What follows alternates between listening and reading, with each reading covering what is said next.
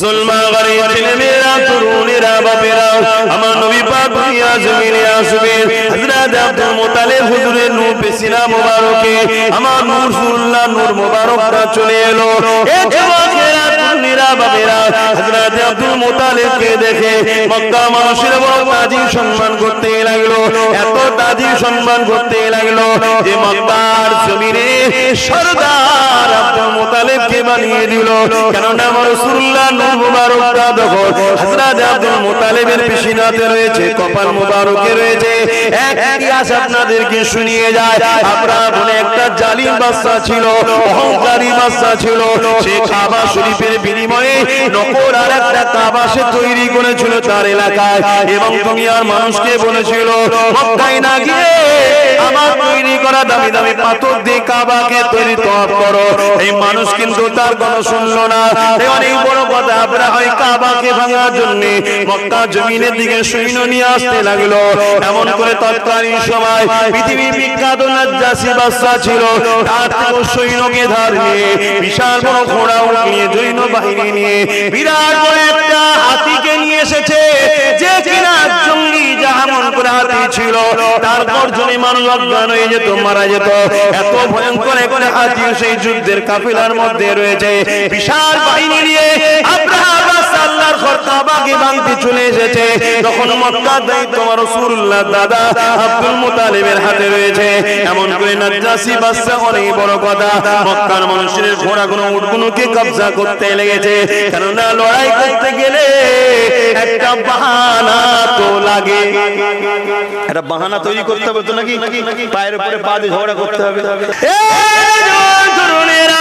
আমার রাসূলুল্লাহ দাদাকে যখন আবরাহ বাদশার কথা শোনানো হলো, আমার রাসূলুল্লাহ দাদা বললেন আরে মশাইকে বাদশা আমাকে শুনিয়ে লাভ নাই, আমার 200 উট নিয়ে নিয়েছে, ওই উট দুটো আমাকে ফিরিয়ে দিতে বলো।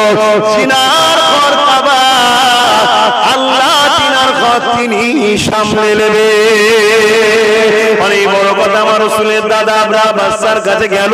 আবরাহ বাদশার ঘরে ঢোকার আগে ওই যে দূত আগে এসেছিল, সে তো রাসূলের দাদার চমক দেখেছে, ব্যাপারটা দেখেছে, তাই বলল আপনি একটু বাইরে থাকেন, আমি আগে যে রাজাকে বলি। কেন রাজা বড় পাগল রাজা, অহংকারী রাজা, না ঢিলে রাজা, বুঝতে পারছেন না?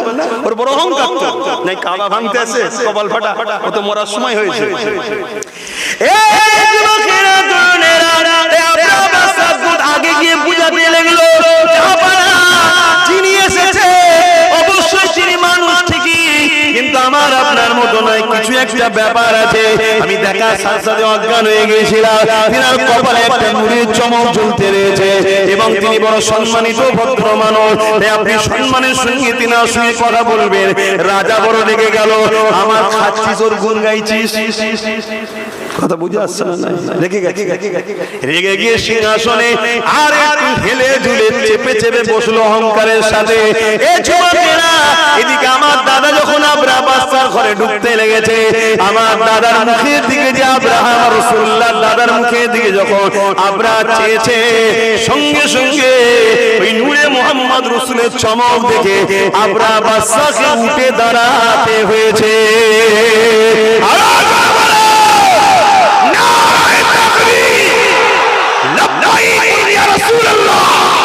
হাত করে বলেন লব্বাইক লব্বাইক লব্বাইক লব্বাইক।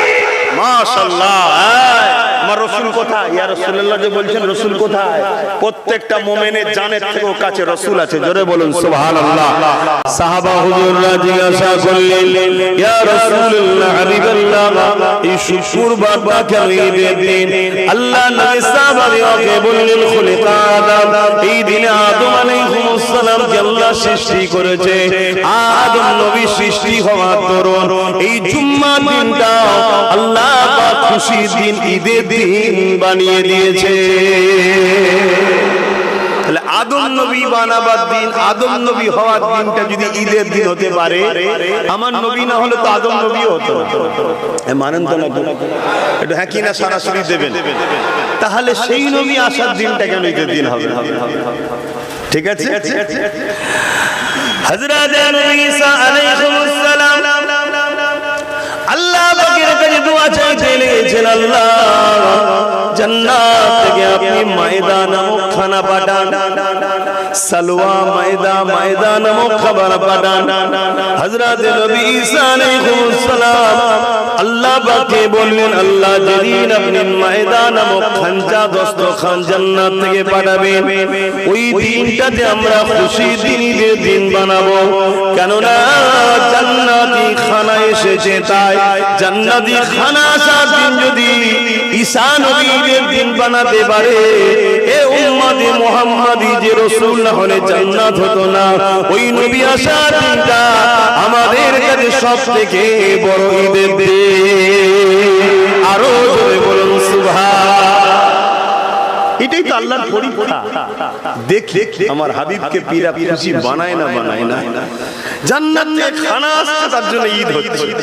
কেন? আল্লাহর নিয়ামত আসছে, জান্নাতি খানা। আর আল্লাহ কোরআনে বলেছেন, কুল বিফাদলিল্লাহি ওয়া বিরাহমাতি ফাবিযালিকা ফালইফরাহু। আমার ফজল, আমার নিয়ামত ও আমার রহমত পে তোমরা খুশি বানাও। জোরে বলুন সুবহানাল্লাহ। আর কতটা খুশি বানাবে? ওয়া আম্মা বিনি'মাতি রাব্বিকা ফাহাদ্দিস।